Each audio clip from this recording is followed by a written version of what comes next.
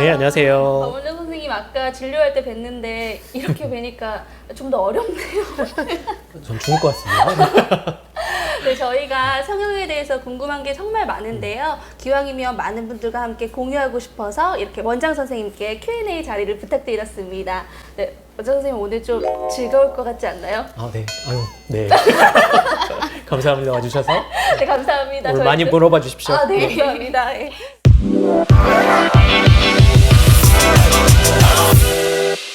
그럼 바로 질문 시작하도록 하겠습니다. 압구정 DS 하면 눈성형 맛집이라면서요? 맞아요. 그런가요? 네, 제가 찾아봤어요. 네. 그러면 첫 번째 질문은 쌍꺼풀 수술부터 하도록 하겠습니다. 쌍꺼풀 수술하면 이 라인이 중요한데요. 인라인, 아웃라인 이게 어떤 종류가 있고 어떻게 다른 건가요? 요즘은 조금 더 세분화해서도 많이들 말합니다. 라인은 이제 쌍꺼풀의 시작점을 기준으로 해서 눈의 시작점부터 끝까지 다 가는 걸 이제 인아웃이라고 합니다. 그것보다도 작으면 인라인. 흔히 우리가 속쌍꺼풀이라고 말을 하죠. 그리고 시작점부터 다 끝까지 가는 라인을 인아웃. 그것보다도 더 커서 아예 눈의 시작점보다도 훨씬 크게 쌍꺼풀이 이렇게 지는 라인을 아웃라인이라고 말을 하죠. 요즘은 그걸 또 세분화시켜서 그 아웃라인보다 약간 작은 정도를 세미아웃이라고도 하고요. 속쌍꺼풀 아까 말씀드린 인라인을 아주 속쌍꺼풀은 낮은 인라인, 그것보다 약간 큰 건 높은 인라인이라고도 말을 합니다. 그럼 저는 인라인인 거예요? 인아웃라인인 거예요? 아웃라인인 거예요? 높은 인라인 정도 됩니다. 아, 정말요? 네. 저는 되게 제가 속쌍꺼풀이라고 생각했는데 또 그 높은이라고 하시니까 좀 그거보다 조금 더. 인라인 중에 높은 라인인 거죠. 와, 좋네요. 등급은 아닙니다. 아, 그리고 그런 거 있잖아요. 왜 매몰 하면은 풀린대요. 이런 말이 있잖아요. 그 매몰법이 이제 제가 알기로는 찝는다. 이런 게 있는데 그런 거는 또 어떤 거? 매몰이 풀려서 절개로 해야 된다. 뭐 이런 말들이 있잖아요. 요즘도 그렇게 많이들 오세요. 이제 여중생이, 여고생이 처음에 오셔서 엄마 손잡고 오면 엄마가 한마디를 하시죠, 항상. 쌍꺼풀 풀리니까 넌 무조건 절개야. 네, 꼭 그렇지만은 않습니다. 쌍꺼풀 수술은 여러 가지 종류가 있죠. 매몰법, 뭐 부분절개법, 절개법 이렇게 있는데 정답은 필요에 의해서 한다가 답이기는 합니다. 물론 꼭 매몰을 해야 되거나 꼭 절개를 해야 되는 그런 눈들이 없기는 해요. 본인이 어떤 눈을 원하는지에 따라서 달라지긴 하지만 쉽게 말하면 절개 쌍꺼풀은 어찌됐든 간에 절개 흉이 남기는 남습니다. 아무리 성형외과 전문의가 잘 꿰매드리고 하더라도 분명히 선은 남으니까요. 그런 흉을 남기면서까지 수술을 하는데 이왕이면 매몰하면 좋겠잖아요. 그렇죠? 당연하겠죠. 그래서 매몰법은 피부도 근육도 지방도 많지 않은 눈들은 매몰법을 하면 됩니다. 그럼 절개는 반대로 생각해보면 어떻게 보면 어쩔 수 없이 하는 거예요. 그런 처짐이나 이런 부분들, 두툼한 부분들이 있기 때문에 이런 부분들을 좀 더 예쁘게 제거하기 위해서 절개를 한다고 생각하시면 맞습니다. 그러니까 쉽게 얘기해서 이제 사람에 따라서 피부의 그런 두께나 이제 이런 상황에 따라서 되게 다른 거라는 네, 맞습니다. 말씀이신 거죠. 아, 그러면 매몰법으로 하면은 흉터가 이제 거의 안 남는 건가요? 그렇죠. 절개창 자체가 정말 작습니다. 매몰을, 실을 묻는다는 말입니다. 쌍꺼풀 수술들은 의사 선생님들이 잘 설명을 안 해줘서 그렇지 네. 안쪽에 유착이라는 말들을 많이 쓰지요. 자인유착 뭐 이런 말들 들어보셨을 거예요. 네네네. 결국은 안쪽 조직에 절개창을 내고 네. 그 안쪽에 실들을 묻어서 유착을 만드는 방법들이 다 쌍꺼풀이에요. 매몰이건 부분절개건 절개건. 절개는 처음부터 끝까지 다 열어서 안쪽에 또 실을 다 묻습니다. 절개도. 물론 절개 쌍꺼풀 하고 나면 바깥쪽 실을 뽑아버리니까 실이 없는 것 같지만 평생 가지고 있는 실들이 다 묻혀 있습니다. 아, 그 안에 다 묻혀 있는 거예요? 네, 맞습니다. 오. 그래서 매몰법, 부분절개법, 절개법 다 공이 유착을 만드는 방법들이고 필요에 의해서 절개를 한다고 생각하시면 맞으세요. 그래서 풀릴 수 있어서 절개 쌍꺼풀을 하는 것이 아니라 매몰 쌍꺼풀도 튼튼하게 해놓으면 평생 갑니다. 와우. 그래서 저희 병원에서는 자연유착 이중매몰법이란 걸 하거든요. 네. 실에 스티치 수를 조금 많이 하고요. 안쪽에 절개창에 근육을 일부 제거해주면 당연히 유착이 조금 더 생기겠죠. 그런 식으로 하면 일부는 절개의 효과를 조금 내린다고 생각하시면 맞을 것 아, 같아요. 흉은 최소화하면서 이 효과는 좋게. 그렇습니다. 와우. 쌍꺼풀 맛집 맞습니다. 지금. 네. 아 그리고 네. 앞트임, 뒤트임 요즘에 이거 말고도 또 여러 트임이 있는데 어떤 트임이 있고 이게 차이가 어떻게 되나요? 쌍꺼풀 수술은 어떻게 보면 주름을 만드는 수술이에요. 죽음이요? 주름. 죽으면 큰일 납니다. 눈꺼풀에 이제 주름을 만드는 수술이라고 생각하시면 맞고요. 결국은 폭이 문제겠죠. 눈의 길이, 가로 폭에 대한 부분이 트임 성형 수술이라고 생각하시면 맞아요.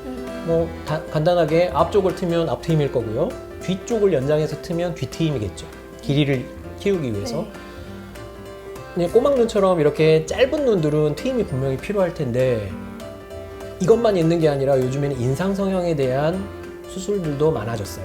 인상성이요? 네, 취업 성형, 인상 성형. 이게 조금 더 아무래도 예전 같으면 조금 더 고양이상의 날카로운 눈, 지금도 네. 뭐 그런 눈들을 좋아하시는 분들도 있긴 하지만 아무래도 트렌드 자체가 조금 더 부드러워지기를 좋아해요.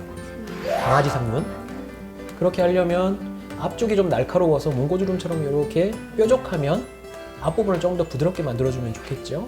그러면 시작점 자체를 위쪽으로 올려줄 수도 있습니다. 또 눈꼬리 자체가 너무 올라가 있다면 뒤쪽 중간 부분을 좀 내려서 부드럽게 꺾이게 할 수도 있어요. 그게 밑트임이에요. 그래서 앞쪽을 올려주는 방법을 윗트임, 뒤쪽 부분 중간을 내려주는 방법을 밑트임 이렇게 말합니다. 이게 세밀히 따져보면 그냥 양눈 사이만 멀어서 그냥 하는 트임은 그냥 앞트임 하면 될 거고요. 뒤쪽은 뒤트임, 대각선 위로 올라가는 건 윗트임, 대각선 아래로 내려오는 건 밑트임. 와. 사방 트임인 거지. 아니 근데 완전히 그럼 눈을 만드는 거네요, 정말. 그 정도까지는 아니고요. 그러면 원장 선생님 보시기에 이렇게 사람이 있으면 이게 다 다르잖아요. 눈 생김새가. 그렇죠. 그럼 딱 보셨을 때 이렇게 해야 예쁘겠다. 딱 이런 걸 좀 추천해 주시는 편이신가요? 사람마다 그런데 선호하는 방향이 다 달라요. 의사가 내가 이게 좋으니까 넌 이걸 해야 돼. 네. 그건 맞지 않다고 생각합니다. 그래서 저는 환자분들이 오시면 본인이 어떤 부분들을 좋아하는지 먼저 물어보는 편입니다. 어떤 성향을, 어떤 부분을, 그러니까 어떤 분들은 너무 자연스럽게 원하시는 분들이 있는데 세게 만들어 놓으면 그건 죽일 놈이겠죠. 근데 어떤 분들은 또 너무 티나는 걸 또 좋아하시는 분들도 있기는 있으세요. 물론 요즘 트렌드는 최대한 자연스러운 걸 추구합니다. 네. 한 듯 안 한 듯. 네네. 꾸안꾸라고 하지만 네. 꾸민 듯 안 꾸민 듯. 성형도 마찬가지입니다. 최신 트렌드를 알아야 합니다. 그러면은 왜 저도 예전에 사실 그냥 욕심에 앞트임을 해보고 하고 싶다는 생각했고 뒤랑 그럼 눈이 조금 더 커 보이지 않을까라는 생각이에요. 근데 이게 앞트임이랑 뒤트임 같은 경우는 이제 어떤 분들이 하시는 거예요? 되게 이제 앞트임은 말 그대로 앞쪽으로 좀 더 전진하는 수술 방법입니다. 앞쪽으로 전진하려면 양눈 사이가 대부분은 멀어 보이는 경우에 해야 되겠지요. 지금도 양눈 사이가 좀 가깝다고 느껴지는데 앞트임을 하게 되면 누호가 붉은 점막이겠죠. 누호가 너무 많이 노출되고 그러면 또 몰려 보이는 부작용이 있을 수 있기 때문에 약간 좀 몰려 보이겠죠? 하면 괜찮습니다. 근데 앞트임을 하면 안 되겠죠, 당연히. 지금은 거의 붙어 있죠. 네, 많이 와 왜 있네요. 어렸을 네. 때 왜 그랬는지 모르겠어요. 네, 뒤트임. 되게 눈은 이제 비율을 따집니다. 그래서 대부분 이제 앞쪽이 몰려 보인다 이렇게 말하는 건 얼굴에 있어서 콧볼의 크기가 정상이라고 생각했을 때 대부분 눈의 시작점이 그 콧볼 선상에 와 있으면 그냥 정상적으로 보이고요. 그 콧볼보다도 더 안쪽으로 조금 더 전진이 되어 있는 상황이라면 조금 더 몰려 보이는 상황입니다. 대부분 그래서 코의 크기와 눈의 크기는 비율을 따지고 바라보게 되죠. 그리고 물론 이제 뒤쪽은 뒤트임이라고 하지요. 그래서 너무 짧아 보인다면 뒤쪽으로 확장하는 수술이라고 생각하시면 맞을 거예요. 그래서 뒤쪽 부분은 뒤쪽에 있는 뼈막 쪽에 최대한 걸어줘야 다시 붓는 걸 좀 예방할 수는 있습니다. 뒤트임을 하면 붓는다는 말을 제가 들었어요. 근데 그거는 어떻게 되는 거예요? 방금도 말씀드린 것처럼 워낙에 눈꺼풀 끝쪽은 안쪽으로 이렇게 다시 다가오려는 힘을 좀 많이 받기는 합니다. 그래서 바깥쪽에 우리 만져보면 네. 눈꼬리 끝쪽에 뼈 쪽에 있는 뼈막에 걸어주질 못하면 제대로 걸리질 않으면 많이 좀 다가와요. 또 구조에 따라서 좀 다를 수도 있고요. 너무 과하게 욕심을 안 부리시는 게 좋기는 하고 또 뼈막이 열리면 그 부분에 또 살이 차오르기는 합니다. 그게 약간은 붓는다고 느껴지기도 하고요. 그럼 어떻게 보면 또 어떤 의사 선생님이 해주시냐에 따라서 조금 그게 좀 다를 수도 있죠.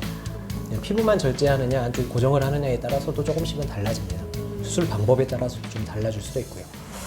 눈썹과 눈폭이 가까워요. 눈이 처져서 쌍꺼풀을 하고 싶어요. 라는 질문이 있었는데요. 이게 눈썹 리프팅을 해야 되는 건지 아니면 이렇게 이마 거상술을 해야 되는 건지. 이제 폭이 좁으면 답답해 보입니다. 일단은 눈과 눈썹 사이 폭이 좁아지면 쌍꺼풀을 해도 쌍꺼풀을 또 크게 원하시고 보여지길 원하는데 쌍꺼풀을 그런다고 해서 해버리면 점점 눈썹하고 가까워지겠죠. 그럼 또 예쁘질 않고요. 네. 그렇죠. 그리고 또 대부분 이제 눈썹이 결국은 내려오는 상황들이 발생하거든요. 그렇게 되면 눈두덩이 쪽이 두툼해 보이고, 그렇죠? 그럼 이제 쌍꺼풀 수술로는 해결할 수 있는 부분이 그렇게 많지가 않아요. 이런 경우에는 오히려 이제 이마 당김술이라고 하죠. 눈썹 리프팅. 그래서 이마 쪽을 당겨주는 게 오히려 답일 수 있습니다. 이렇게 해서 약간 여기가 멀어져 보이는 효과를. 그렇죠. 이 부분이 너무 좁은데 또 쌍꺼풀은 더 보이게 더 크게 하고 싶으면 네. 눈썹과 점점 가까워지면 답답해 보이기도 하고요. 이마 거상술, 이마를 들어주는 수술이 결국은 눈썹을 들어주는 수술이겠지요. 그게 같은. 네, 같은 용어입니다. 네. 그러면 눈썹 리프팅을 한 후에는 일상생활은 언제부터 가능한 거예요? 눈썹 리프팅, 이마 거상술은 하루 정도만 붕대를 감으시거든요. 다음날 오셔서 붕대 풀어버리고 그 이후에는 이제 일상생활 다 가능하신데 특히 머리 감는 걸 다들 불편해하세요. 아무래도 수술 후에 떡져 있기도 하고 그렇죠? 네. 그럴 수밖에 없겠죠. 네. 소독하고 하기 때문에 물론 수술하면서 저희가 머리를 좀 다 감겨드리고 말려드리기까지 하긴 하지만 오, 정말요? 그럼요. 와, 진짜요? 그럼요. 그 정도 서비스 당연한 겁니다. 와. 네, 해드려야죠. 대박이다. 아니, 여기서 궁금한 게요. 그러면 절개를 어디로 하는 거예요?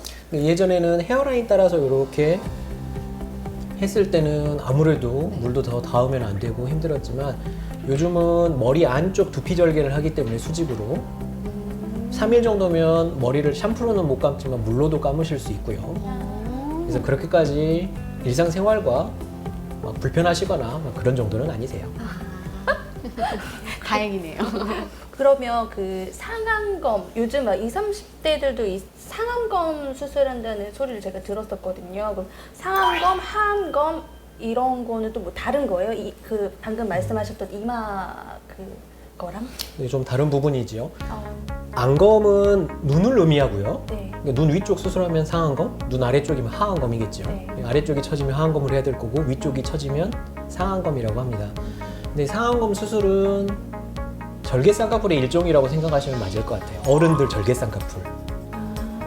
이제 학생들, 이제 젊은 친구들, 대학생들 하는 경우에는 뭐 물론 피부가 너무 많이 늘어지면 상안검이 가깝겠지만 그런 경우는 그렇게 많지 않고요. 그렇죠? 어머님들 생각해 보시면 그렇죠? 많이 늘어지고 하면 그걸 더 많이 제거해 드려야 되겠죠. 그런 경우에 이제 용어가 이제 상안검이라고 생각하시면 맞으세요. 그러면 조금 이제 나이가 조금 중년 그렇죠. 위한 수술. 네. 이제 눈썹아 거상술이라는 수술은 말 그대로 눈썹 아래쪽에 처져 있는 피부를 제거하는 수술이라고 생각하시면 맞겠습니다. 어떤 때 하냐면 쌍꺼풀 생각해 보시면 눈꼬리 조금까지밖에 피부를 절제를 못하는 수술이기는 해요. 물론 눈 바깥쪽이 이제 어머님들 보시면 눈 바깥쪽이 피부가 많이 처져서 눈 바깥쪽이 짓물러요 하시는 분들 보면 눈꼬리 바깥쪽이 이렇게 맞닿아서 그런 경우가 많죠.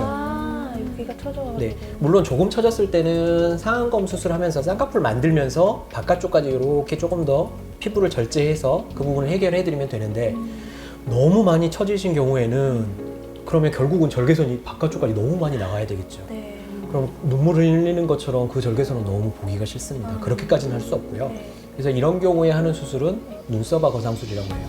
방법은 눈썹 아래쪽에서 조금 더 바깥쪽으로 연장해서 바깥쪽의 외측 부분을 들어주기 때문에 훨씬 더 편하게 수술할 수 있겠죠. 그 처짐 정도에 따라서 그래서 수술 방법이나 이런 부분이 좀 결정되는 부분입니다. 여러분 그 상안검, 상안검 수술, 하안검 수술, 하거상술 다 다른 얘기래요. 와 정말 눈 수술의 종류가 너무 많은데요, 정말로. 예. 저도 여자지만 이렇게 많은 줄 몰랐습니다. 그리고 눈이 이렇게 저도 짝짝이거든요. 짝짝일 경우 한쪽만 쌍꺼풀 수술을 할 수가 있나요? 경우에 따라서 조금 다르긴 한데 한쪽만도 가능은 합니다.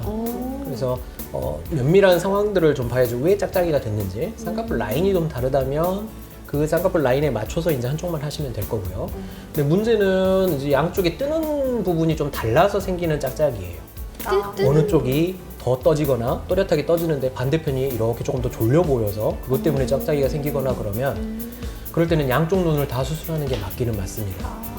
대부분 이제 눈매 교정술이라고 하지요. 눈 뜨는 근육을 조금 더 당겨서 또렷하게 떠지게 만들어 드려야 되는데 어느 한쪽이 조금 더 떠지면 반대편이 안 떠지는 상황도 생길 수도 있고요. 그래서 양쪽을 좀 조절하면서 해야 되기 때문에 그런 경우에는 양쪽을 좀 같이 맞춰주는 게 일반적입니다. 그러면 선생님이 딱 보셨을 때 이거는 짝짝이다 아니면 이거는 근육 때문에 그런 거다 그게 딱 보시는 거예요? 진단이 다 나오시는 거예요?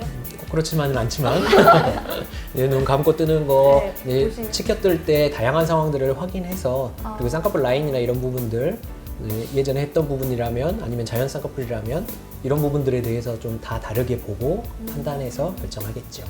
아니 그럼 저 같은 경우에는 어떤 수술을 해야 되는 거예요? 우리 예별님 같은 경우에는 쌍꺼풀 라인이 조금 차이가 있기는 있네요. 네. 큰 차이는 아니긴 하지만 네.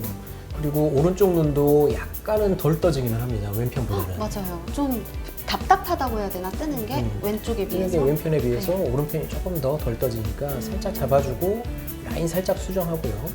그렇죠? 또 이게 양쪽의 밸런스를 조금은 양쪽이 나눠서 상쇄하고 있기는 합니다. 오른쪽은 쌍꺼풀이 조금 크고 네.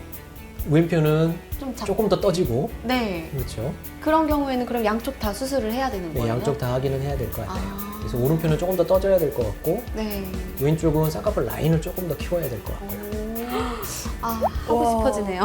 아니 제가 봤을 때 사실 잘 모르는 건데 이렇게 디테일하게 그러니까요. 저도 와서 상담을 받았는데 좀 무섭기도 한데요. 어떻게 딱 보고 딱 이게 스캔이 딱 되면 네 좋습니다. 편안하게 오시면 됩니다. 네. 저 또 아까 여쭤봤는데 이제 대답을 제대로 못 드는 게 있는데 그 하안검 아까 사안검 말씀드렸잖아요. 그랬군요. 하안검이랑 그다음에 이제 눈밑 지방 재배치 있잖아요. 그거에 대해서 조금 궁금하거든요. 좀 설명 좀 부탁드릴게요. 그렇죠. 겹치는 부분도 있고 서로 다른 부분도 있습니다. 눈밑 지방 재배치 같은 경우에는 이제 피부 처짐이 없는 경우에는 눈밑 지방 재배치 수술만 하시면 될 것 같아요. 이제 주변에서 보시면 눈 아래쪽에 지방이 뿔룩하게 이렇게 나온 분들이 있을 거예요. 근데 피부 처짐이나 이런 부분들이 잔주름이나 이런 부분들이 전혀 없다면 눈 안쪽 결막 쪽으로 들어가서 그 지방만 이렇게 깔아서 고랑 쪽에 깔아주고 고정해주고 하는 눈밑 지방 재배치 수술을 받으시면 되고요. 이제는 좀 나이가 있으시고 아무래도 피부에 탄력이 떨어지면서 처짐이 있다면 그럴 때는 피부까지도 좀 같이 제거해주고 근육 늘어져 있는 근육도 좀 고정해줘야 되고요. 그래서 이제 절개를 완전히 해서 하는 하안검 수술이 그럴 때는 필요하겠지요. 아 그러면은 눈밑 지방 재배치가 어떻게 보면 조금 더 간단한 수술? 아무래도 그렇죠. 직장인들이 많이 하는 수술이어서 유명해졌고요. 대부분 이제 금요일날 수술하면 월요일날 대부분은 출근이 가능한 정도기는 합니다. 와우. 근데 사람마다 워낙에 조금 붓기나 이런 부분이 좀 다를 수는 있어서 감안은 하셔야 되겠지만 그래서 이제 뭐 실밥도 없고 하기 때문에 본인만 잘 관리해 주신다면 그리고 수술 후에 붓기가 그렇게 심하지 않다면 그 정도니까 감안하시고 받으시면 좋을 것 같아요. 그러면은 이제 붓기 관리도 조금 해주시는 건가요? 요즘에는 당연히 해드려야 됩니다. 그래서 많이 붓거나 이제 붓기가 워낙에 없는 분들도 있을 수 있고요. 다른 분들보다 평균보다도 훨씬 많이 붓는 경우도 있기는 있으세요. 그런 경우에는 이제 병원에 내원하시면 적외선 치료도 받으실 수 있고요. 또 얼음 찜질이나 이런 부분들도 조금 더 면밀하게 좀 하고 해야 되겠죠. 바로 이제 출근을 하신다니까 제가 좀 그게 궁금했어요. 그러실 수 있습니다. 네.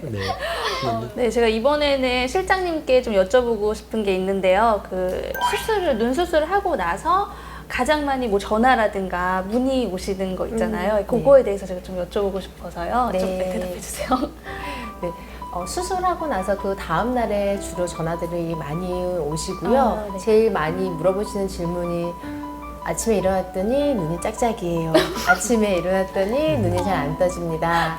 아침에 일어났더니 너무 아파요. 이런 질문들을 제일 많이 하세요. 네. 일단 저희가 이제 퇴원하시기 전에 수술 당일날 충분히 설명을 드리지만 그 다음날 또 궁금하신 게 사실이라 전화 오시면 저희가 이제 항상 말씀을 드리는 부분이 수술 후 붓기 빠지는 속도는 붓기 빠지는 모양은 항상 동일하지는 않다고 말씀을 드려요. 한쪽이 조금 더 부을 수도 있고 한쪽은 조금 덜 부으실 수도 있고 그것 때문에 이제 일반적으로 보실 때는 수술하자마자 짝짝이로 보입니다. 네. 짝짝이인 것 같아요 하고 많이들 물어보시는데 원장님 짝짝이로 만들어 주시는 경우는 없으셨고요. 그래서 양쪽 눈의 회복 속도가 다르다 이렇게 항상 말씀을 드리고 있습니다. 그리고 이제 눈이 좀 잘 안 떠지신다고는 말씀하시는 게 이제 눈이 아무래도 수술하신 다음 날에서 다다음 날 3일째까지가 좀 제일 많이 부어 오르시는 시기라서 저희가 이제 퇴원하시기 전에 병원에서 키트를 따로 챙겨 드리거든요. 그 안에 얼음 찜질이랑 이제 멸균된 뭐 거즈랑 면봉 같이 이제 같이 집에서 조치하실 수 있는 거를 같이 넣어드리기 때문에 그런 걸 충분히 활용하시면 그렇게 많이 물어보시진 않는 것 같습니다. 그런 것 같아요. 눈이 안 떠져요, 다음 날에. 네. 많이 들은 것 같아요, 저도. 그러면 이 눈 수술을 한 후에 붓기를 좀 빨리 뺄 수 있는 그런 회복 팁이 있을까요? 네, 많이들 물어보세요. 수술 전에 뭐 옥수수 수염차도 막 드시려고 하시고 호박즙은 혹시 먹어도 네. 효과가 있냐고 하시는데 저희가 이제 추천드리는 방법은 병원에서 나눠드리는 그 얼음 찜질팩을 좀 실밥 푸르기 전까지는 열심히 좀 해주시라고 말씀을 드리고요. 그리고 이왕이면 가만히 누워 계시는 것보다는 저녁에 좀 선선한 좀 해가 좀 졌을 때 산책하시는 거를 권장드리고 있어요. 아무래도 가만히 누워 계시는 것보다 조금 활동을 해주시는 게 붓기에는 훨씬 도움이 된다고 알고 있습니다. 그럼 그 막 자외선 차단제 막 이런 거는 바르면 안 수술 후에요. 네. 수술 후에 대개 이제 저희가 대부분 하는 수술들이 일주일 정도는 실밥을 가지고 있는 수술들을 하기 때문에 그 수술 부위에는 물이 닿으면 안 되는 수술들이라 이왕이면 물티슈 같은 거로 간단하게만 세안을 권장을 드리고요. 수술 부위에는 직접적인 물은 닿으시면 안 되세요. 네. 그러면요 또 이제 렌즈를 끼시는 분들이 있잖아요. 네. 그러면 렌즈 착용은 언제부터 할 수 있나요? 렌즈 착용 문의를 많이 물어보시는데요. 이제 실밥 뽑고 일주일 후가 되더라도 안쪽에 점막과 결막이 부어있는 상태라서 저희가 말씀드리는 주기는 한 달 정도 후부터 눈이 좀 편안해졌을 때부터 착용을 권장드리고 있습니다. 그럼 그 전까지는 안경을 네. 끼시는 게 좋죠. 끼시는 게 네. 안경은 괜찮으니까 그래도 네. 괜찮은 것 같아요. 네. 네. 그리고 수술하고 나서 마음에 안 들 수도 있잖아요. 마음에 안 드는데 이제 또 재수술을 하고 싶은데 그 텀이 재수술까지의 기간이 어느 정도 돼야지 할 수 있는지 그것도 궁금해요. 맞아요. 그런 부분들을 고려해야 되겠죠, 당연히. 수술이라는 건 사람이 하는 부분이고, 아무리 잘 되더라도 양쪽의 밸런스가 안 맞아서 그런 상황들도 발생할 수 있거든요. 똑같이 해놔도 눈에 치켜뜨는 정도나 이런 부분들의 차이에 의해서 달라질 수도 있는데 그런 평가는 대부분 붓기가 좀 완전히 빠진 다음에 해야 돼요.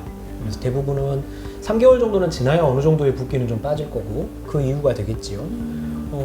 문제는 안쪽 조직들이 좀 안정되기는 해야 됩니다. 무조건 수술만 하면 다 좋아진다고들 생각하지만 안쪽 조직들이 다 안정되기 전에 너무 일찍 재수술을 하거나 그런 상황들이 발생하면 오히려 수술 결과가 좋지 않을 수도 있습니다. 그래서 대부분은 6개월이 최소 지나야 재수술을 결정하는 게 일반적입니다. 그럼 중요한 건 일단 원장 선생님을 뵙고 일단 상담을 받고 나서 기간을 그렇죠. 결정하는 게 맞습니다. 사람마다 조금 다른 그럼요. 결정하는. 사람마다 다를 수 있으니까요. 네, 그래서 오늘 너무 눈에 대한 자세한 설명 너무 잘 들었습니다. 감사합니다. 공부 많이 하셨죠? 네, 너무 확실해진 것 같아요. 제가 막 상담을 해줄 수 있을 것 같아요, 이제. 네, 저희 다음 영상에서 코 성형에 대한 얘기로 다시 찾아올게요. 잠시 후에 뵙겠습니다.